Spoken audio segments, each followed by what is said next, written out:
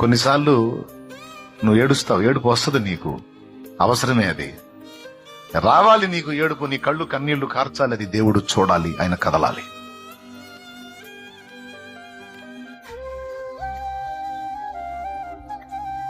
దేనికైనా త్వరగా స్పందించని దేవుడు మన కన్నీళ్లకు తీవ్రంగా స్పందిస్తాడు. ఎందుకంటే మన ఏడుపు ఆయన ఓర్చుకోలేడు. దేవుడు కూడా బలహీనతలు ఉన్నాయి, దేవుడు కూడా వీక్నెస్లు ఉన్నాయి.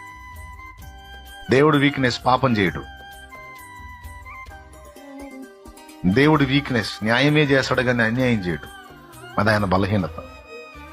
ఒకసారి ట్రై చేయదేవా, ఏ చేత కాదా అన్యాయం చేయటం, నా వల్ల కాదురా. మోసం చేయటం దేవుడికి వల్ల కాదు, చేయమన్నా చేత కాదంట, నా వల్ల కాదురా. వీటన్నిటికంటే ప్రథమంగా కన్నీళ్లు చూసి పట్టనట్టు దాటిపోవటం ఆయన వల్లగానే కాదు, ఆయన వల్ల కాదు.